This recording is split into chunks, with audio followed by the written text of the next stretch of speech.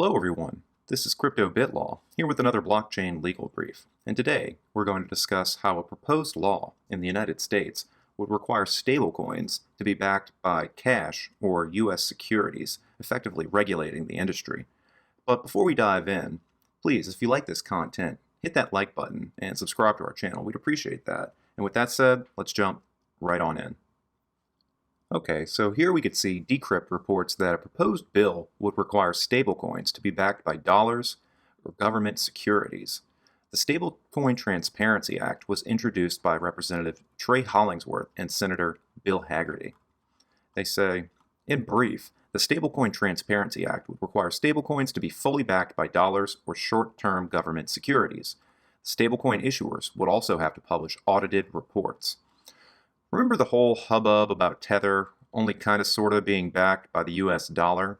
Well, two legislators, Representative Trey Hollingsworth, a Republican from Indiana, in the House, and Senator Bill Hagerty, a Republican from Tennessee, in the upper chamber, have introduced a bill designed to make sure that that's never an issue again.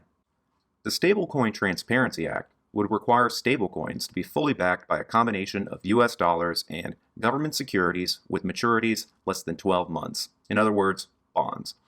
It would also legally compel issuers of stablecoins, such as Circle, who issues USDC, and Tether, who issues USDT, to regularly publish audited reports demonstrating their reserves. Quote, from whether coins are securities or commodities to who is in charge of regulating them, those in the cryptocurrency marketplace are navigating significant ambiguity, says Senator Hagerty, empathizing with consumers eager to know their funds are safe. Stablecoins are crypto assets pegged one-to-one with fiat currency, often the US dollar. The idea is that for every stablecoin in circulation, there's a $1 bill in the bank.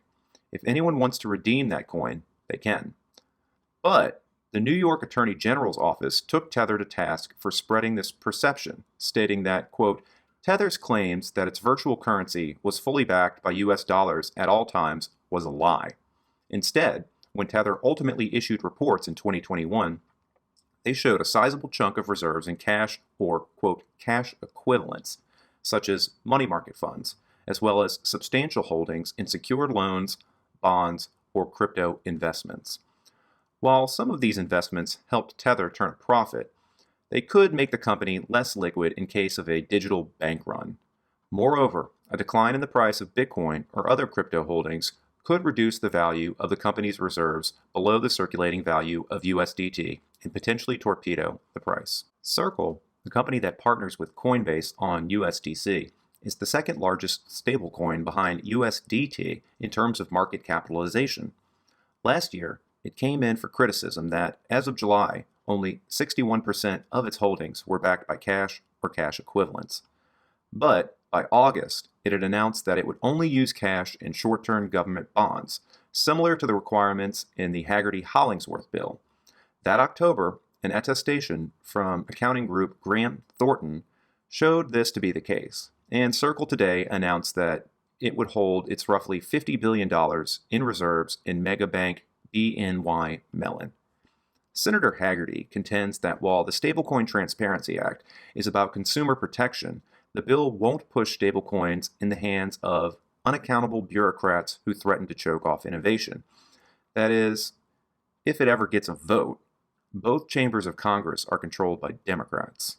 While there's bipartisan interest in getting cryptocurrency regulations right, the duo will likely need some support from across the aisle to get a committee vote.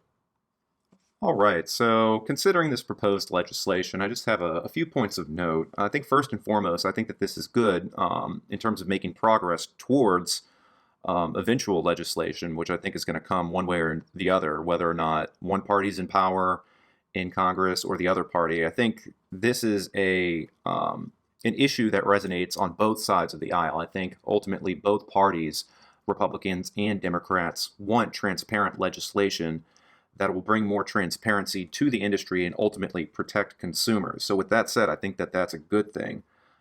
We could see that Circle was ahead of the game with this by actively moving to back its USDC stablecoin with cash or cash equivalents in the form of US treasuries.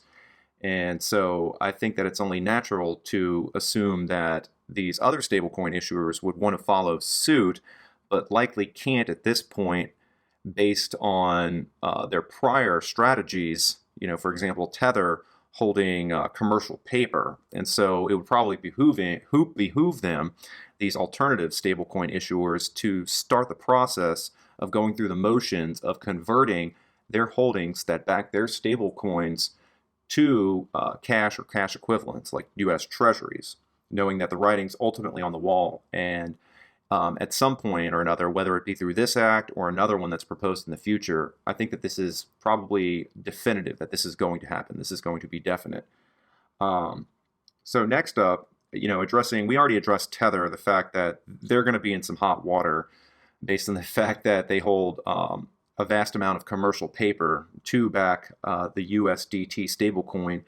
It brings up issues as to what stablecoins like DAI or UST, the Terra stablecoin, are going to do, because DAI is algorithmic in the sense that it's backed by Ethereum, and then the value of Ethereum helps keep DAI holding its peg.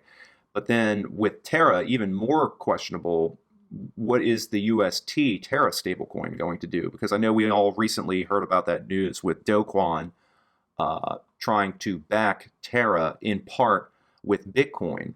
And so this is going to be a pretty big wrench in the plans of Terra in terms of backing its stablecoin with a hard asset in the form of cash or U.S. Treasuries. I don't know if they'll be able to pull that off considering their big move into Bitcoin. Maybe they could do both, but they would have to have a surplus of Bitcoin in addition to everything that they hold in cash or bonds in order to back that coin.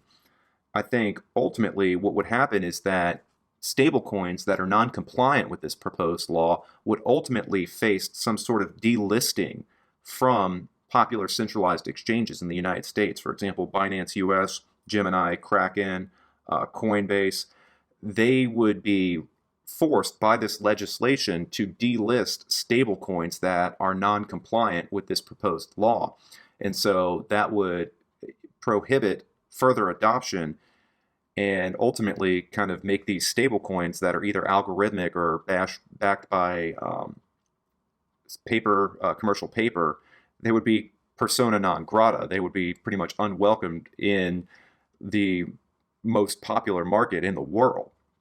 So I think that big changes are on the horizon for the entire stablecoin industry, and we could see the writing on the wall for this for quite some time. But it's not a matter of if, but when this type of legislation is going to happen. And I've been saying that this type of legislation, pretty much calling what regulators were going to plan to do for months now, saying that ultimately legislators were going to require stablecoins to be backed by cash or U.S. Treasuries, and those that are non-compliant are going to be delisted off of popular centralized exchanges, and they would have to be forced to go underground to either DeFi or operate in foreign markets. And so that could definitely prohibit their adoption and their use case and just the desire to hold those types of stablecoins in general. So interesting development.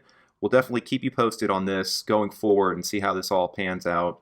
And so with that said, I hope you guys enjoyed this content. If you did, please hit that like button and subscribe. We'd appreciate that. And with that said, thanks again for watching, and we'll see you all in the next video.